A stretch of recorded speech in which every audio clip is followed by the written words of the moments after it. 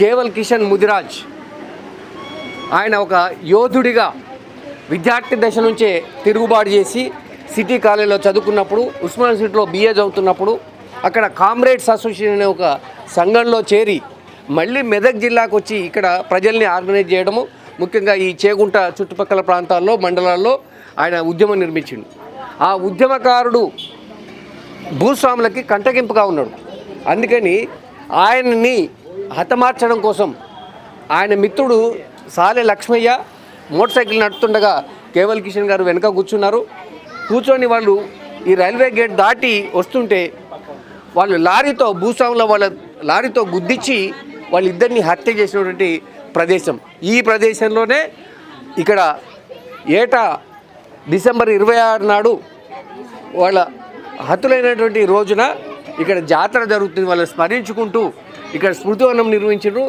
రాష్ట్ర ప్రభుత్వం కూడా ఎకరం స్థలాన్ని కేటాయించి ఇక్కడ స్మృతివనం నిర్మించడంతో చుట్టుపక్కల గ్రామాలు వాళ్ళ అభిమానులు కేవల్ కిషన్ ఆర్గనైజ్ చేసే ప్రజల కోసం పనిచేసినటువంటి ఈ ప్రాంతంలో ఆ ప్రజలందరూ వాళ్ళని ఒక దేవుడిగా కొలుచుకుంటూ వాళ్ళ కోసం సాయం చేసిన హీరోల్ని ఎప్పుడు కూడా స్మరించుకుంటారు.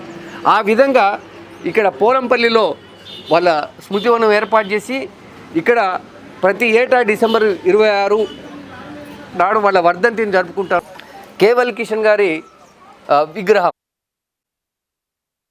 కేవల్ కిషన్ గారు మీ నాన్నగారి పోరాట చరిత్రని మీరు జర వివరించండి, ప్రజలకు అర్థమైంది.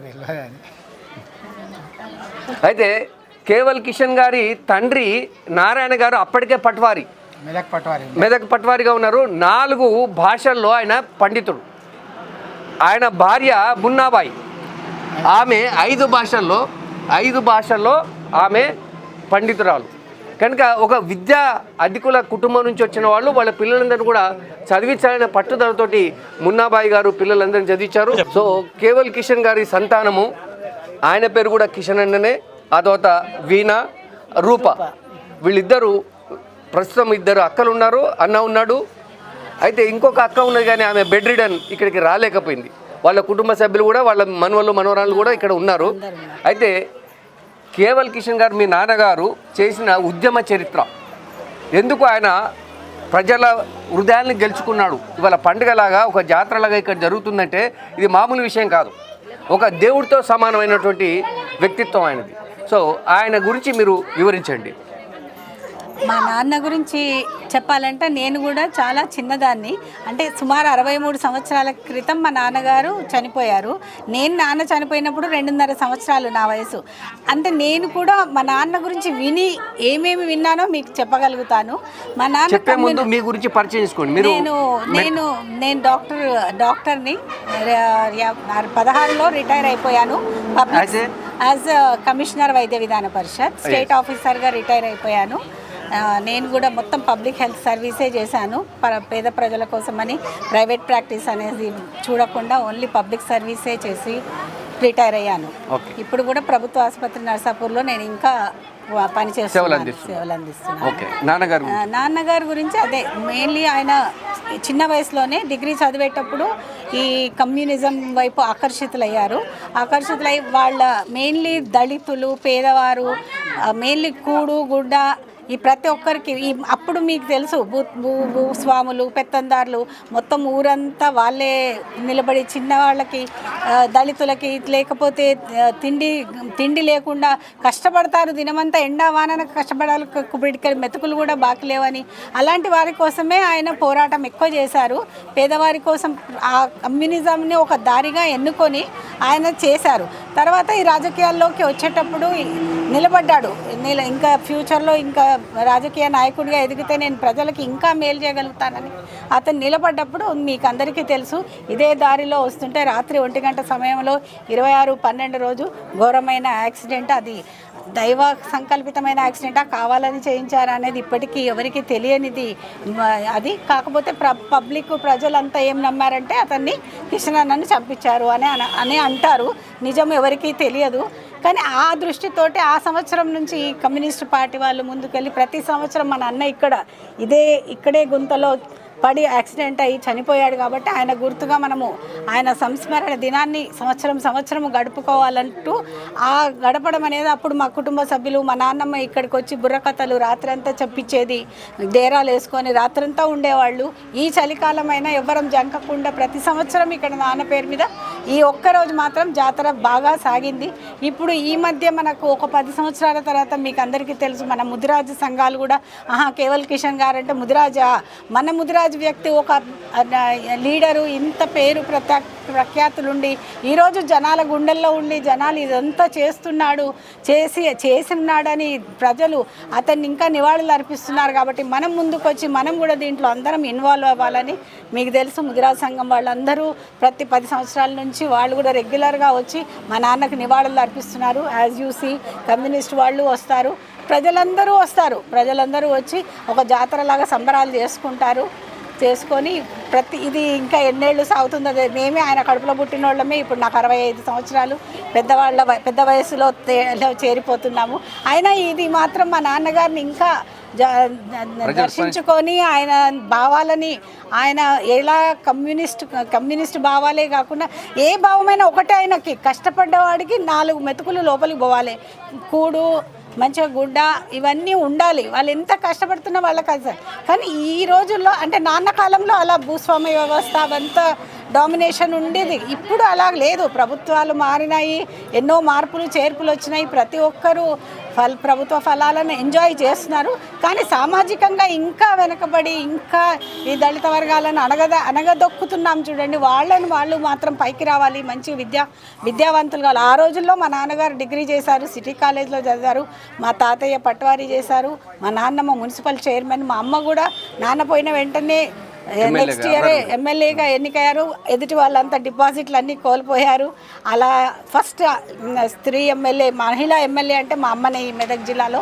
అలా ఇలా ఈరోజు వరకు కూడా మా నాన్న గురించి ఇంకా ప్రతి ఒక్కరి గుండెలో నిల్చుంటాడు. కేవల్ కిషన్ అంటే నాలాగా మా నాన్న చనిపోయినప్పుడు వాళ్ళ కిషన్ పేర్లు మీరు లెక్క పెడితే 100,000 మంది ఉంటారు ఈ మెదక్ జిల్లాలో. కిషన్ అమ్మ, కిషన్ అయ్యా అని పేర్లు. जोहार किशन केवल किशन की जोहार केवल किशन की केवल किशन ఆశయాలను కేవల్ కిషన్ ఆశయాలను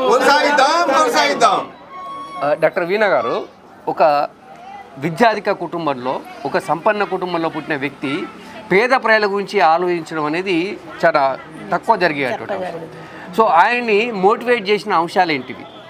యాక్చువల్లీ కాలేజీలో చదివేటప్పుడే ఆయన దీనికి ఆకర్షితుడయ్యాడని మాకు విన్నాం మేము. కాలేజీలలో మనకు తెలుసు కదా, కాలేజీలలో కూడా రాజకీయాలు, యూనియన్ లీడర్స్ అట్లా ఉంటారు కదా. ఆ టైంలో అతను చదువుకునే పుస్తకాలు విపరీతంగా చదివేవాడు. అంటే నాకు తెలియవచ్చే వరకు కూడా మీకు అసలు మా నాన్న చదివిన ఇంగ్లీష్ పుస్తకాలు అవన్నీ చూస్తే ఆ నాలెడ్జ్ మాకు కూడా లేదు. ఇప్పుడు విపరీతమైన ఒక అల్మారా నిండా పుస్తకాలు ఉండేవి. ఈ వాజ్ వెరేషియస్ రీడర్. చదువుకొని వ్యవస్థలో ప్రపంచంలో ఎక్కువ మీకు తెలుసు లెనినిజం, మార్క్సిజం ఇవన్నిటిపైతే ఆయన ఆకర్షితుడయ్యిండు అనమాట. ఆకర్షితుడయ్యి వాళ్ళ ద్వారా మనము పేదవారికి సహాయం చేయవచ్చు అని రాజకీయాల్లో దిగాలనుకున్నారు. ఆయన బ్రతుకుంటే ఏముండేదో ఏమో కానీ ఆయన బ్రతకనివ్వలేదు. అంటే నిజాం కాలంలో, నిజాం రాజ్యంలో స్థానిక సంస్థ వాటి ద్వారా పరిపాలన సాగేది. అంటే ఊళ్ళో ఉన్న దొర, పట్వారీ, పోలీస్ పటేలు ఇట్లాంటి వాళ్ళు పరిపాలించేవాళ్ళు. వాళ్ళు ప్రజాకంటకులు, ప్రజల్ని పీడించి వాళ్ళ శక్తి, వాళ్ళ యుక్తిని, వాళ్ళ రక్త మాంసాలని దోచుకొని వాళ్ళు ఏదంటే అదే నడిచింది. సో దానికి నిజాం రాజు వత్తాసు పలికిండు, వాళ్ళని సమర్థించాడు. కనుక అట్లాంటి ఉద్యమాలు అప్పుడున్న పరిస్థితులు విద్యార్థుల్ని, చదువుకున్న వాళ్ళని ప్రభావితం చేసినాయి. తను సిటీ కాలేజీలో చదివిన ఉస్మానియా యూనివర్సిటీలో BA చదువుతున్నప్పుడైనా అక్కడ కామ్రేడ్స్ అసోసియేషన్, విద్యార్థి సంఘం కామ్రేడ్స్ అసోసియేషన్ ముందుకొచ్చి ఆ సంఘంలో సభ్యుడిగా పనిచేస్తున్నప్పుడు అక్కడ ఉన్నటువంటి ఉద్యమకారులు, నాయకులు ఆయన్ని ప్రభావితం చేశారు. వాళ్ళ ఉపన్యాసాలు విని వాళ్ళతో కలిసి ఆటోమేటిక్గా తను ఉద్యమకారుడైండు. సో ఉద్యమకారుడే తన ఊరికి వచ్చి, తన జిల్లాకు వచ్చి ఇక్కడ నుంచే ఉద్యమం చేయాలి. ప్రజలు ఎక్కడ ఉన్నారో, పేద ప్రజలు ఏ విధంగా దోపిడీ చేస్తున్నారో వాళ్ళని ప్రభావితం చేసి ఒక ప్రజారాజ్యం తీసుకురావాలి. అప్పట్లో కమ్యూనిస్టు పార్టీ ఉద్దేశం ఏంటంటే విశాలాంధ్రలో ప్రజారాజ్యం అని కమ్యూనిస్టు పిలిపించారు. 1956లో తెలంగాణ, ఆంధ్ర విలీనం అయిన తర్వాత ఆ పరిస్థితులలో వాళ్ళు ముందుకు వచ్చారు. ఆ ప్రజారాజ్యం నిర్మించడంలో ఇక్కడ ఉన్న దాదాపు ఒక 10-12 మండలాల్లో తను ఆర్గనైజ్ చేసి ఆ ప్రజలతోటే జీవిస్తూ రాత్రి మగళ్ళు ప్రజల కోసమే శ్రమించినటువంటి వ్యక్తి. ఆయన చుట్టూ ఒక 7-8 మంది సభ్యులు తయారు చేసుకున్నాడు. అలా తయారు చేసుకున్న వ్యక్తిలో సాలె లక్ష్మయ్య అనే అతను కూడా తన వెంట ఉన్నాడు. ఆ సాలె లక్ష్మయ్య, కేవల్ కిషన్ ఇద్దరు ఈ ఊర్లలో ఆర్గనైజ్ చేసి రాత్రి 12 తర్వాత వాళ్ళు బయలుదేరి వస్తున్న క్రమంలో ఈ రైల్వే గేట్ దాటి ఈ పోలంపల్లి వరకు వచ్చేవారికి ఆ భూస్వాములకు సంబంధించిన లారీని తీసుకొచ్చి వాళ్ళు రాత్రి ఏ సాక్ష్యాధారాలు లేకుండా గుద్దేశారు. గుద్దితే వాళ్ళు అక్కడికక్కడే చనిపోయారు. సో తెల్లారి ఇక్కడ ప్రజలంతా తమ కోసం పోరాటం చేసిన యోధుడు ఇలా చనిపోయాడని ఆ రోజు నుంచి ఇక్కడ ప్రతి ఏడాది డిసెంబర్ 26 నాడు వాళ్ళు ఇక్కడ జాతర జరుపుకుంటున్నారు. ఇక్కడికి వచ్చి ప్రజలు పుట్టెంటుకలు తీసుకుంటారు, పిల్లలకు పేర్లు పెట్టుకుంటారు. మగ పిల్లగాడైతే కిష్టయ్య, కిషన్ అని, ఆ తర్వాత ఆడపిల్ల అయితే కిష్టమ్మ, కిషనమ్మ అని ఈ విధంగా పేర్లు పెట్టుకుంటున్నారు. నిజంగా ఎవరైతే ప్రజల కోసం నిజాయితీగా పనిచేస్తారో, వాళ్ళ ప్రాణాలని సైతం లెక్క చేయకుండా పనిచేస్తారో వాళ్ళు ఈ సమాజంలో హీరోలుగా నిలిచిపోతారు, కలకాలం నిలిచిపోతారు అని చెప్పడానికి కేవల్ కిషన్ గారి విగ్రహం ఇక్కడ మనం చూడొచ్చు.